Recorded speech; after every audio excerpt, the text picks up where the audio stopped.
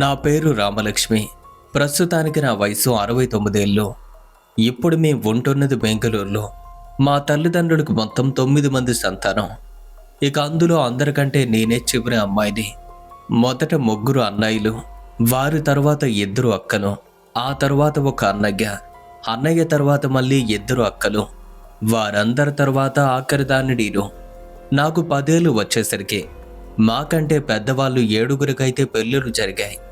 ఇక చివరగా మిగిలింది నేను. నాకంటే పెద్దది అయినటువంటి సుగునక్క. ఇద్దరం మా ఊరి బడిలోనే చదువుకుంటున్నాం. ఆ రోజు శుక్రవారం. 2వ పూట బడిలో చదువుకుంటున్న మా అక్క అనుకోకుండా పొత్తి కడుపులో నొప్పి వస్తుందని మెలికలు తిరగటం మొదలుపెట్టింది. అది గమనించిన మా బడి పంతులు ఇంటికి కబురు పంపగా వెంటనే మా అమ్మ బడికైతే చేరుకుంది. అక్కను చూసి తనకు విషయం అర్థమైంది. వెంటనే అక్కను ఇంటికి తీసుకువెళ్ళి ఇరుగు పొరుగు అమ్మలక్కలతో మాట్లాడుతూ ఉంటే వారికి ముందుగానే తెలియటంతో అప్పటికే సిద్ధం చేసుకుంటున్నారు. ఇక ఇంతలో అక్క పెద్దగా అరుస్తూ క్రింద పడిపోయింది. ఏం జరిగిందా అని నాన్న భయపడ్డారు. కానీ అమ్మ మాత్రం నాన్నకు ధైర్యం చెప్తూ మన అమ్మాయి పెద్ద మనిషి అయింది అని చెప్పింది. ఇక అక్క ముఖం పైన నీళ్లు చల్లి సేద తీర్చాక అరుగుపైన కూర్చోబెట్టారు. ఇక నేను బడి నుండి ఇంటికి వెళ్ళేసరికి మా మామయ్య కొబ్బరి చాపను అల్లుతూ కనిపించారు. ఏం జరిగింది అని అమ్మతో అడగ్గా అసలు విషయం నాతో చెప్పింది. ఇక ఇంతలోనే పంతులు గారి దగ్గరికి వెళ్ళి తిరిగి వస్తున్నటువంటి నాన్న ముఖంలో ఏదో కొంచెం దిగులైతే కనిపించింది. ఇక వెంటనే నాన్నను అమ్మ పిలిచి అడిగింది, ఏమైంది, ఎందుకలా ఉన్నారు అని. ఏమీ లేదు, అమ్మాయి మూల నక్షత్రంలో జన్మించింది కదా. అమ్మాయి నక్షత్ర బలంలో పుట్టిన వాళ్ళకి ఇలాంటి సమయంలో పుష్పవతి అవ్వటం మంచిది కాదని చెప్తున్నారు. దీనివల్ల అమ్మాయి కీడు కలుగుతుందని. కానీ ఆ కీడు తొలగించేందుకు ఒక పరిహారం కూడా చెప్పారు. దాన్ని మనం నిర్వహించి అమ్మాయిని మూల కూర్చోబెడితే ఇంకేం పర్వాలేదని కూడా చెప్పారు. ఇక అలా అవసరమైనటువంటి దినుసులన్నీ కూడా అప్పటికప్పుడు తెప్పించి చీకటి పడకముందే పేరెంటాల సహాయంతో అక్కన మూల కూర్చోబెట్టడం జరిగింది. ఇక ఒక్కొక్క రోజు గడుస్తుంది. మాకైతే చాలామంది బంధువులు ఉండేవారు. వారంతా వచ్చి అక్కకు విందును కూడా ఏర్పాటు చేస్తున్నారు. అయితే మా నాన్నగారి కంటే పెద్దది అంటే సరోజిని అత్త ఆ రోజే మా ఇంటికి వచ్చింది. మా అక్కకు విందు ఏర్పాటు చేస్తున్న సమయంలో అత్త మరియు నాన్న ఇద్దరూ మాట్లాడుకుంటూ కూర్చున్నారు. ఇంతలో వారిద్దరి మధ్య కూడా పెళ్లి ప్రస్తావనైతే మొదలైంది. మా అత్త మా నాన్నగారిని అడుగుతుంది, నీ కూతుర్ని నా కొడుక్కిచ్చి వివాహం చెయ్యాలని.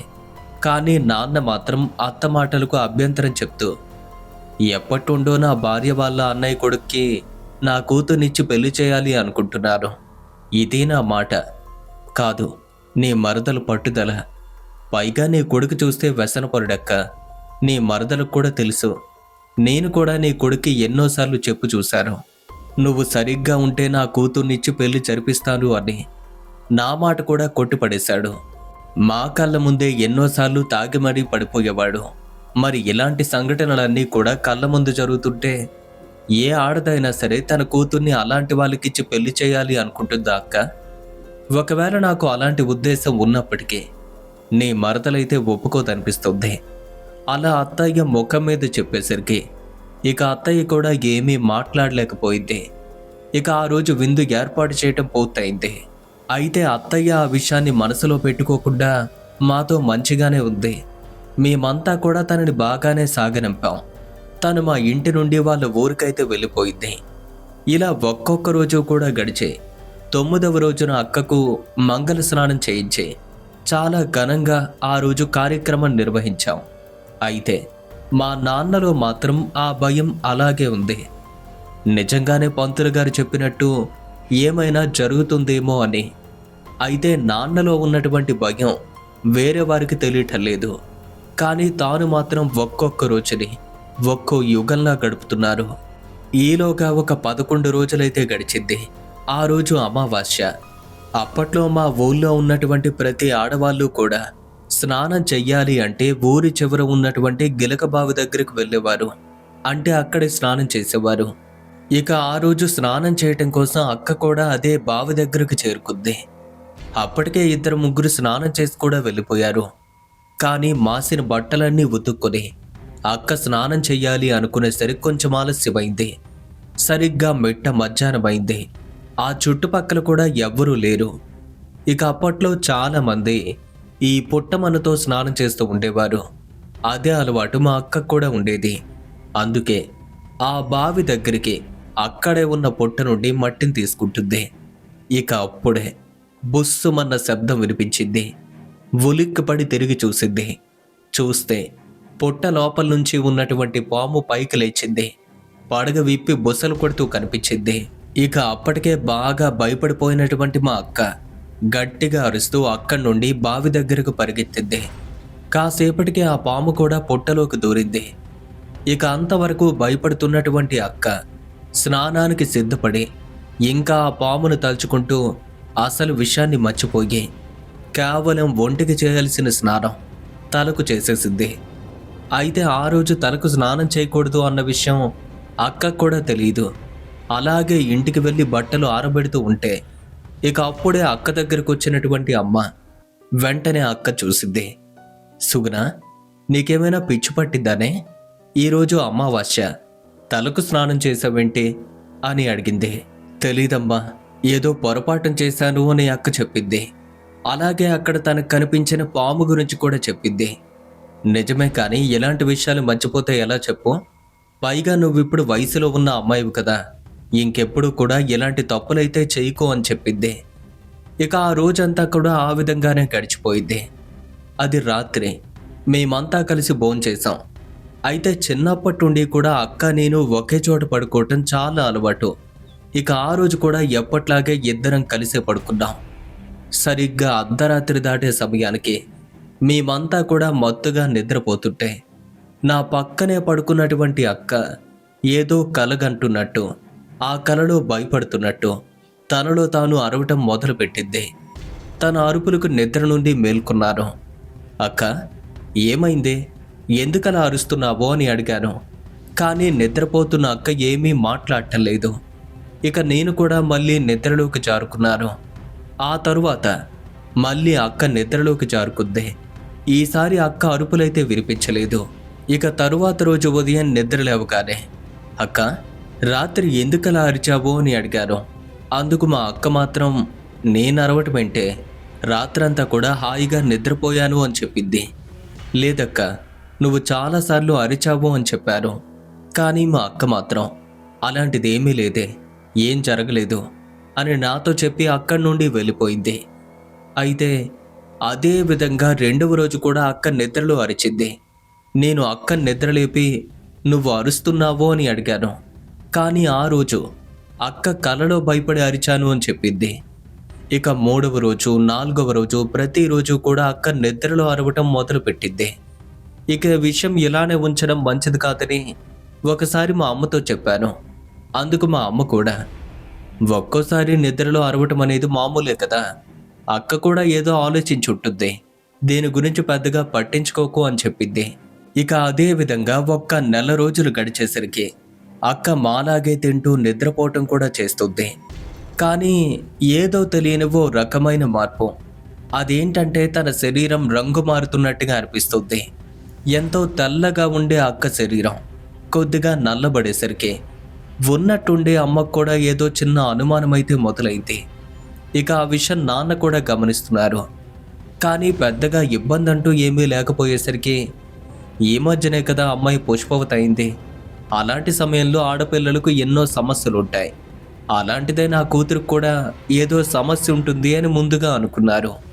కానీ రోజులు గడుస్తున్న కొలది నాన్నలో అనుమానం పెరిగింది. ఒకసారి పంతులు గారి దగ్గరికి వెళ్ళి వద్దామని అక్కను తీసుకుని అక్కడికి వెళ్ళారు. ఇక అక్క చేతిని పట్టుకుని తాను నాడి గమనించారు. వారికి ఏమర్థమైందో ఏమో తెలియదు, కానీ నువ్వు పెద్ద మనిషి అయ్యాక ఎప్పుడైనా భయపడ్డావా అని అడిగారు. అందుకు మా అక్క సమాధానం చెప్తూ, పొట్టలో ఉన్న పామును చూసి భయపడ్డాను అందే.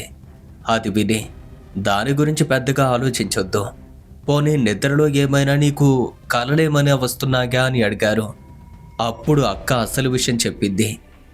కలలు అంటే భయంకరంగా ఏమీ రావటం లేదు, అప్పుడప్పుడు ఏదో ఒక నల్లని ఆ కరణ్ నా చుట్టూ తిరుగుతున్నట్టుగా అనిపిస్తుంది.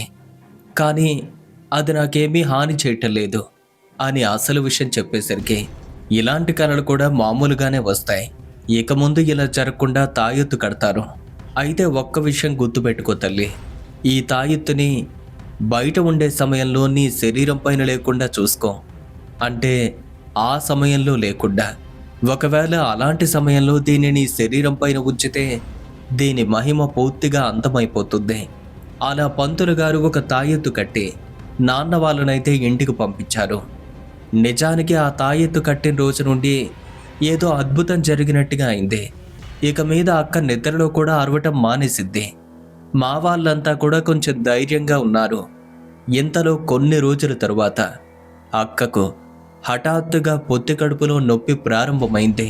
ఇక అక్కకు బహిష్టు సమయం ప్రారంభమైంది అని గ్రహించి అక్క మెడలో ఉన్నటువంటి ఆ తాయెత్తును తీసి వెంటనే పూజా మందిరంలో పెట్టింది అమ్మ. ఓ గంట సమయానికి అక్కకు మళ్ళీ పీరియడ్స్ రావటం, తాను ఇంటి వెనుక ఉన్నటువంటి గదిలో ఉండటం, ఇదంతా కూడా జరుగుతుంది. అది మొదటి రాత్రి. అక్కకు తోడుగా అదే గదిలో అమ్మ వెళ్ళి పడుకుంది. ఇక అర్ధరాత్రి సమయం వరకు ఎటువంటి సంఘటన ఎదురు కాలేదు. ఆ తరువాత నిద్రపోతున్న అక్కను ఏదో ఒక శక్తి వచ్చి లేపుతున్నట్టుగా అనిపించింది. ఇక వెంటనే అక్క నిద్ర లేచింది. అలా చూస్తే తన కళ్ళ ఎదురుగా ఒక వ్యక్తి అయితే నిల్చున్నాడు. యవ్వనంలో ఉన్నటువంటి యువకుడు. భుజాల వరకు కూడా జుట్టయితే ఉంది. ఎరుపు రంగు శరీర ఛాయతో ఎంతో అందంగా కనిపిస్తున్నాడు. తాను పిలిచేసరికి మా అక్క మారు మాట్లాడకుండా నిద్ర లేచింది. తన చేతిని ఆ వ్యక్తికి అందివ్వగానే తాను అక్కను అమాంతంగా గాల్లోకి లేపి తన 2 చేతుల్లో వేసుకుని అక్కడి నుండి అక్కను తీసుకుని వెళ్ళిపోతున్నాడు. ఇక తన 2 చేతుల్లో పడుకున్నటువంటి అక్క ఆ వ్యక్తి యొక్క అందానికి పూర్తిగా ముగ్ధురాలైపోతుంది. తాను ఎప్పుడూ చూసి ఎరుగిన వ్యక్తి, కానీ ఏదో పరిచయం ఉన్నట్టుగా అనిపిస్తుంది. ఇక అక్క మారు మాట్లాడకుండా మౌనంగా అలా చూస్తూ ఉంటే ఆ వ్యక్తి మాత్రం మా అక్క కళ్ళలోకి సూటిగా చూస్తూ ఎక్కడికో తీసుకువెళ్ళిపోతున్నాడు. కొన్ని గడియల్లోనే మా ఊరిని కూడా దాటుకుని పొలిమేర వైపుగా తీసుకుపోతుంటే మా అక్కకు అంతా అర్థమవుతుంది, కానీ ఏమీ మాట్లాడలేకపోతుంది. ఇంతలో ఊరి పొలిమేరను కూడా దాటుకుని శ్మశాన వైపుగా అడుగులు పడుతున్నాయి. అది కూడా మా అక్కకు తెలుస్తుంది. అయినా సరే నోరు విప్పటం లేదు. ఇంతలో శ్మశానం దగ్గరికి చేరుకుంటున్నారు. శ్మశానం ఎంతో దారుణంగా కనిపిస్తుంది. పూర్తిగా చీకటి, చిత్ర విచిత్రమైన శబ్దాలు, అక్కడక్కడ పక్షుల అరుపులు. ఇక అలాంటి మార్గంలో వారు వెళ్ళిపోతూ ఉంటే అప్పుడే దూరంగా నక్కల కోతలు కూడా వినిపిస్తున్నాయి. ఇక వెంటనే అలాంటి ఒక శ్మశానంలోకి ప్రవేశించి అక్కను అలా ఎత్తుకుపోతున్న యువకుడు అక్క కళ్ళల్లోకి మరింత సూటిగా చూస్తూ ప్రేమగా నవ్వుతూ మనం చేరుకోవలసింది ఎక్కడికే అన్నట్టుగా సైగ చేసి ఇక అప్పటికే తన మోహానికి గురైనటువంటి అక్క మాత్రం ఏమీ మాట్లాడకుండా అలా తన కళ్ళలోకి చూస్తూ ఉండిపోయింది. ఆ కళ్ళల్లో ఏముందో కూడా తెలియదు, కానీ ఏదో తెలియని ఒక మత్తు. అయితే అది శ్మశానంలో ఉన్నటువంటి చివరి సమాధి.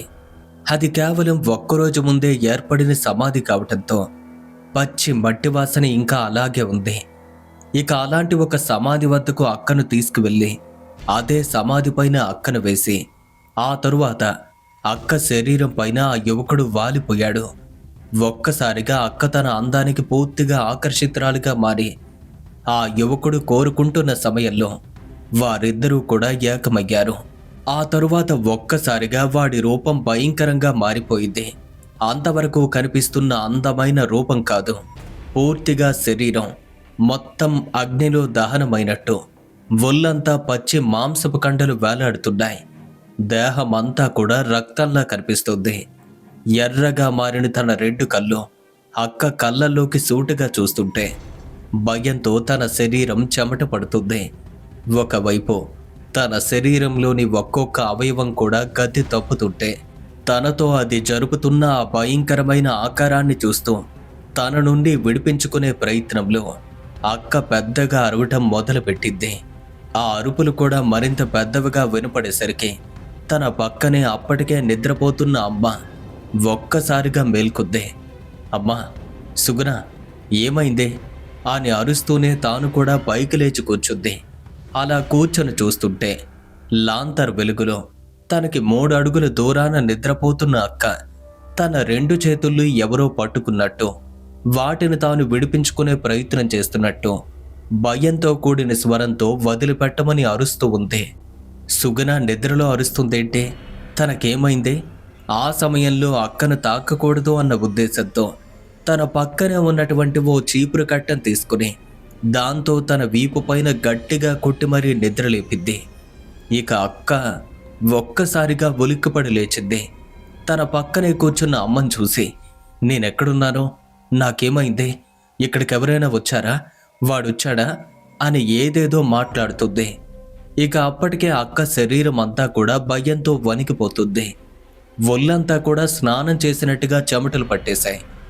ఇంతకీ ఏమైందా నీకు? ఎందుకలా అరుస్తున్నా? ఒళ్ళంతా ఆ చెమటలేంటి?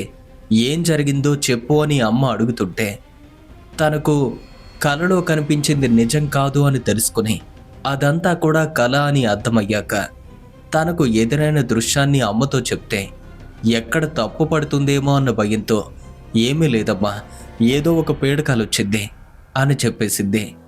ఇక ఆ కల భయంకరంగా ఉండటంతో భయపడిపోయాను అని ఆ విషయాన్ని వదిలేసింది.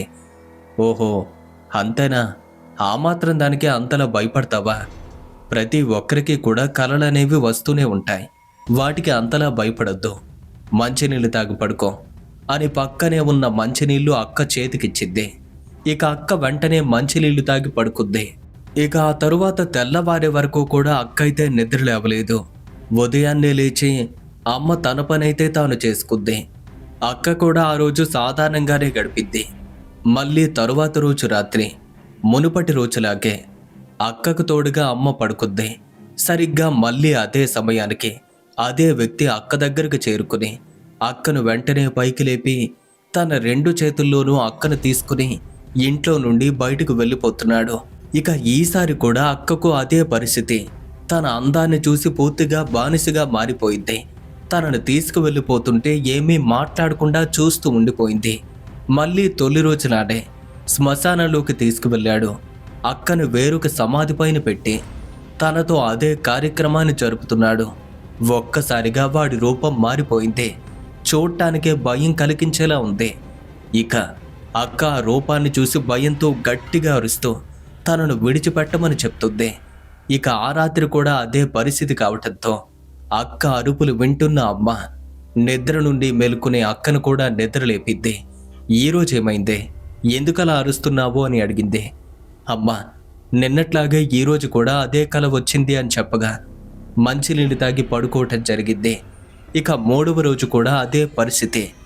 ఇంకా ఈ రహస్యాన్ని చెప్పకుండా ఉంటే తనకే మంచిది కాదని గ్రహించి అమ్మ నాన్నలతో మా అక్క తనకు వస్తున్న భయంకరమైన కల గురించి చెప్పగా ఆ వార్త విన్న నాన్న వెంటనే పంతులు గారి దగ్గరకు వెళ్ళటం, అక్కకు జరిగిన కలల గురించి మొత్తం చెప్పగా, అలాంటి వాటి గురించి మీరు భయపడవసరం లేదు, వయసులో ఉన్నవారికి ఇలాంటివన్నీ కూడా మామూలుగానే వస్తాయి. సరే, అలాంటి కలల వల్ల మనుషులకు ప్రమాదం కూడా ఉండదని 5వ రోజుతో మైలు కూడా తీరిపోతుంది. ఆ తరువాత ఆ తాయెత్తును తన మెడలో కట్టటే ఆ తరువాత తనకు ఏమీ కాదని నాన్నతో చెప్పి తాను ఇంటికి పంపించారు. 5వ రోజు మైలు తీరిపోవటంతో అక్క మెడలో మళ్ళీ తాయెత్తును కట్టారు. ఆ రోజు యథావిధిగా నేను మరియు అక్క కలిసి పడుకున్నాం. తాను నిద్రపోతున్న సమయంలో ఏమైందో ఏమో తెలియదు, తనంతట తానే తన మెడలో ఉన్నటువంటి తాయెత్తును లాగి పక్కన పడేసిద్ది. ఆ తరువాత యథావిధిగా నిద్రలో మూలుగుతున్నట్టు చిన్నగా మాట్లాడుతున్నట్టు నాకైతే వినిపించింది. నేను వాటిని గమనించడం అయితే జరిగింది. కానీ ఈ మధ్య తాను అలాగే ప్రవర్తిస్తుంది కదా, అదే ఉద్దేశంతో ఏమీ అనకుండా అటువైపుగా తిరిగి పడుకున్నాను. ఇలాగే ప్రతిరోజు కూడా జరుగుతుంది. రాత్రి అయ్యేసరికి తన మెడలో ఉన్నటువంటి తాయెత్తును విప్పి పక్కన పెట్టేది. మళ్ళీ ఎవ్వరికంటా పడకుండా ఉదయాన్నే అదే తాయెత్తును మెడలో కట్టుకునేది. ఇలా ఒక్క 20 రోజులు గడిచేసరికి అక్కలో మెల్లగా కొన్ని మార్పులైతే చోటు చేసుకున్నాయి. ఎలాంటి మార్పులు అంటే, తనలో చాలా వరకు ఒంటరితనం ఏర్పడుతుంది. నలుగురు ఉండే చోట ఉండేది కాదు. శరీరం కూడా సన్నబట్టం. అసలు ఎంతో తెల్లగా ఉండే అక్క నల్లగా మారిపోవటం. మునుపటి కంటే ఎక్కువగా ఆహారం తిన్నప్పటికీ సన్నగా మారిపోవటం ఇలాంటివన్నీ కూడా జరుగుతున్నాయి. ఇక రోజు రోజుకి తన శరీరం బాగా సన్నబడిపోతుంది. ఇలా ఒక్క నెల రోజులు గడిచేసరికి అన్నాళ్ళు నా పక్కనే పడుకున్న అక్క అప్పటి నుండి నన్ను కూడా దగ్గరకు చేరనివ్వటం లేదు. పోనీ నేను బలవంతంగా పడుకోవటానికి ప్రయత్నిస్తే వేరే గదిలోకి వెళ్ళి ఒంటరిగా పడుకుంటుంది. అంతా గమనిస్తున్న నాన్నగారు మళ్ళీ పంతులు గారి దగ్గరకు వెళ్ళి జరిగిందంతా చెప్పి కలవటం జరిగింది. ఇక పంతులు గారు ఏం చెప్పారు అంటే, పెద్ద మనిషి అయినటువంటి అమ్మాయిలు ఇలాంటి సమయంలో చిన్న చిన్న ఆరోగ్య సమస్యలు కూడా వస్తూ ఉంటాయి కదా. ప్రతి ఒక్క స్త్రీకి కూడా ఇలానే జరుగుతూ ఉంటుంది. ఇలాంటి బాధనే అనుభవిస్తూ ఉంటుంది. కొన్నాళ్ళు పోయాక అంతా సర్దుకుంటుంది. అసలు మీరేం భయపడొద్దు అని చెప్పి మళ్ళీ పంపించారు. ఇక అమ్మ కూడా అప్పటికే ఆ విషయాన్ని ఇరుగు పొరుగు వాళ్ళతో మాట్లాడుతూ ఉంటే, ఇలాంటి వాటి గురించి ఈ సమయంలో పట్టించుకోకూడదు. ఒకప్పుడు మన పరిస్థితి కూడా ఇలానే ఉండేది కదా. 3-4 నెలలు వచ్చేసరికి కొందరు పరిస్థితి అయితే మరీ దారుణంగా ఉంటుంది. నువ్వు కూడా ఆడదానివే కదా, ఇలాంటి వాటిని నువ్వు కూడా చూసే ఉంటావు. అందుకే పెద్దగా భయపడకు అని చెప్పారు. కొన్నాళ్లకు అందరూ అంతా సర్దుకుంటుంది అని చెప్పడంతో అది కూడా నిజమే అనుకుంది. అమ్మ అసలు వాస్తవాన్ని తెలుసుకుంది. అలా ఒక 5 రోజులైతే గడిచింది. ఆ రోజు ఆదివారం. ఉదయం 7 గంటలు అవుతుంది కానీ అక్క మాత్రం నిద్ర లేవలేదు. అమ్మకేదో అనుమానం వచ్చింది. ఎప్పుడూ తెల్లవారుగానే నిద్రలేచి తన పనులు తాను చేసుకునేది. ఈరోజు ఇంకా లేవకపోవటం ఏంటి అని వెళ్ళి అక్కను నిద్రలేపాలి అనుకునేసరికి అక్క లేవాలి అని ప్రయత్నిస్తుంది. కానీ లేవలేకపోతుంది. ఏమైంది, అంతగా కష్టపడుతున్నావేంటి అని కప్పుకున్నటువంటి దుప్పటిని తీసి అక్కను పైకి లేపే ప్రయత్నం చేసింది.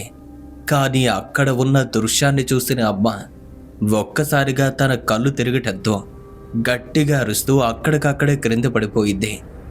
ఇక తెల్లవారుగానే అలాంటి అరుపులు ఉన్న మేము అక్కడికి వెళ్ళి చూస్తే అమ్మ క్రింద పడి ఉన్నట్టుగా కనిపించింది. ముఖం పైన నీళ్లు చల్లి లేపటంతో పక్కనే ఉన్న నాన్న వంక చూస్తూ, మన అమ్మాయికి ఏమైంది, తను పడుకున్న మంచమంతా కూడా రక్తమే ఉంది అని అక్క కప్పుకున్న దుప్పటిని తీసి మంచం వైపుగా చూపించింది. అది చూడగానే నాన్న నేను ఇద్దరం కూడా ఆశ్చర్యపోగాం. పైగా భయం వేసింది. ఈ విషయం గురించి మగవాళ్ళకు తెలీదు. వెంటనే అమ్మ వెళ్ళి పక్కింటి అత్తమ్మని తీసుకొచ్చింది. ఆమె కూడా ఆ దృశ్యాన్ని చూసి భయపడుతూ, బహిష్టు సమయంలో ఎంతో కొంత బ్లడ్ అయితే మామూలుగానే పోతుంది, కానీ ఇంతలా జరగకూడదు. అసలు ఏం జరుగుతుందో ఒక్కసారి అమ్మాయిని అడగండి అని చెప్పింది. అడగటానికి కొత్తగా ఏమీ లేదు. పెద్ద మనిషి అయినప్పటి నుండి కొన్నాళ్ళ వరకు అంతా బాగానే ఉంది. ఒకరోజు అమావాస్య నాడు స్నానం చేయటం కోసమని వెళ్ళి నేరేడు చెట్టు వద్ద ఉన్నటువంటి పుట్టమన్ను తీస్తుంటే బుసలు కొడుతున్న పాము ఒకటి కనబడిద్దట. ఇక అప్పుడే భయపడి బావి దగ్గరకు వచ్చింది. ఇంకా అదే భయంలో ఉండటంతో ఆ రోజు అమావాస్య, తలకి స్నానం చేయకూడదు అన్న విషయాన్ని మరిచి తలంటూ స్నానం చేసుకుని ఇంటికి వచ్చేసింది. అది మొదలు రాత్రి నిద్రపోయే సమయంలో అరవటం, ఏరవటం, ఎవరినో చూసి భయపడటం ఇదంతా కూడా చేస్తుంది. ఏం జరుగుతుంది అని అడిగితే కలలు వస్తున్నాయి అని మాత్రమే చెప్తుంది. అందుకోసమని పంతులు గారు కూడా ఒక తాయెత్తు కట్టారు. కానీ ఈ మధ్య మాకు తెలిసింది ఏంటంటే, ఆ తాయెత్తును కూడా రాత్రి వేళలో తనే స్వయంగా తీసి పక్కన పెడుతుంది. ఆ విషయం మొన్నే గమనించాను, కానీ పెద్దగా పట్టించుకోవటం మానేశాను. అలా జరిగిందంతా కూడా అమ్మ ఆవిడతో చెప్పగా, సరే స్వయంగా నేనే మాట్లాడతాను, మీరంతా బయటికి వెళ్ళండి అని చెప్పింది. మేమంతా కూడా బయటకు వెళ్ళిన తర్వాత ఆవిడ తలుపులన్నీ కూడా క్లోజ్ చేసి పొరిగింటి అత్తమ్మ అక్కను దగ్గరగా తీసుకుని, తల్లి నేను కూడా నీ అమ్మలాంటిదాన్నే, వారితో చెప్పడానికి నీకు మొహమాటం ఉండొచ్చు, కానీ ఈ క్షణం మొహమాటం పడితే నీ ప్రాణానికే ప్రమాదమమ్మా.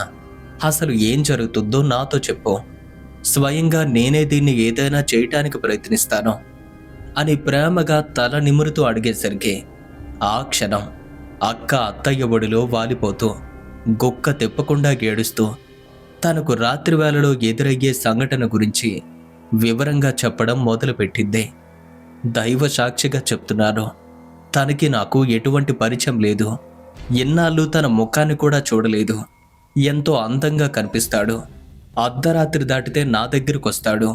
నిద్రపోతున్న నన్ను లేపి నన్ను 2 చేతుల్లోకి తీసుకుని ఇక్కడి నుండి ఆ శ్మశానంలోకి తీసుకువెళ్ళిపోతాడు. అక్కడ ఒక సమాధి పైన నన్ను పడుకోబెట్టి సరిగ్గా రతి జరిపే సమయంలో ఒక్కసారిగా వాడి అందమైన రూపం భయంకరంగా మారిపోతుంది. ఆ క్షణం వాడి రూపాన్ని చూస్తుంటే అక్కడే చనిపోతానేమో అనిపిస్తుంది. అదే కారణంతో తన నుండి విడిపించుకునే ప్రయత్నం చేస్తారు. కానీ వాడు మాత్రం నన్ను విడిచిపెట్టకుండా బలవంతంగా నన్ను ఏదో చేసి ఆ తరువాత అక్కడే నన్ను వదిలేస్తాడు.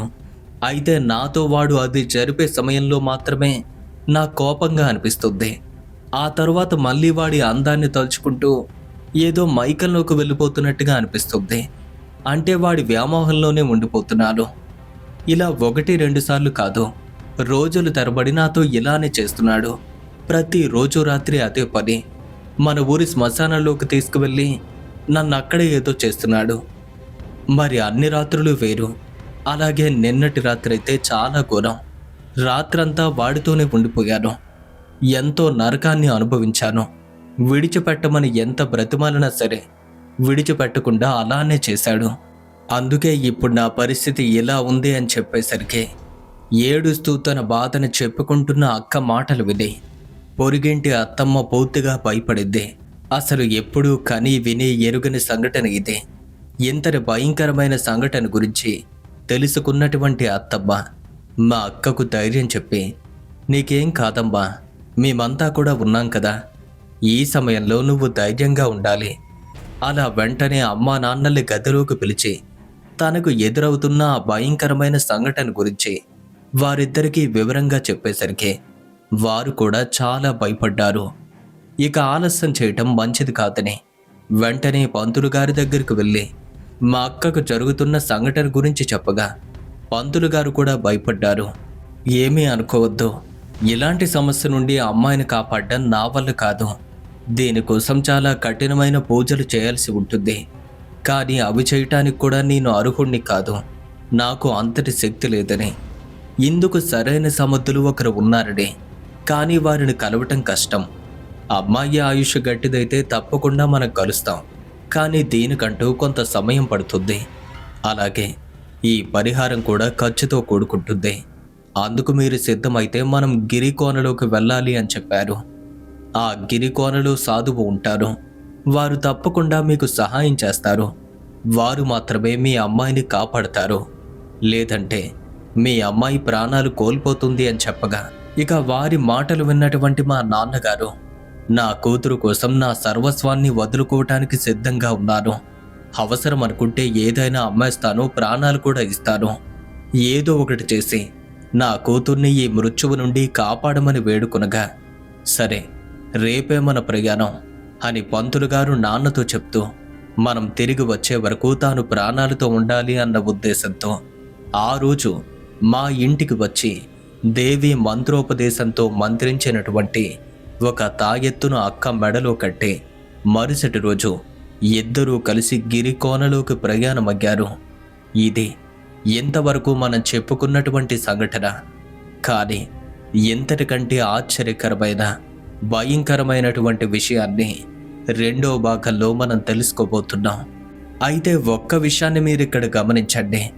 ఆ అమ్మాయి వాళ్ళ మేనత్తకు అలాగే అమ్మాయికి ఏమైనా సంబంధం ఉందా? పుట్టమన్ను కోసం వెళ్ళినటువంటి సుగుణ భయపడటంతోనే ఈ కథ మొదలవుతుంది. మరి తన భయానికి ఆ యువకునికి ఉన్న సంబంధం ఏంటి? తాను అమ్మాయిని శ్మశానంలోకి తీసుకువెళ్ళి అలా ఎందుకు చేస్తున్నాడు? వీటన్నింటినీ నడిపిస్తున్నది ఎవరు? ఆ సాధువు అమ్మాయిని ఏ విధంగా కాపాడతారు? ఇలా ఎన్నో సందేహాలను రెండో భాగంలో మనం తెలుసుకోబోతున్నాం. మరి మీరా సెకండ్ పార్ట్ని మిస్ అవ్వకుండా ఉండాలి అనుకుంటే ఇప్పుడే మన ఛానల్ను సబ్స్క్రైబ్ చేసుకోండి. అలాగే ఈ వీడియో కనుక మీకు నచ్చినట్టయితే వెంటనే వీడియోని లైక్ చేసి మీ జీవితంలో జరిగిన భయంకరమైన అనుభవాల్ని మాతో పాటు షేర్ చేసుకోవాలి అనుకుంటే మన యొక్క ఇన్స్టాగ్రామ్కు DM చేయండి.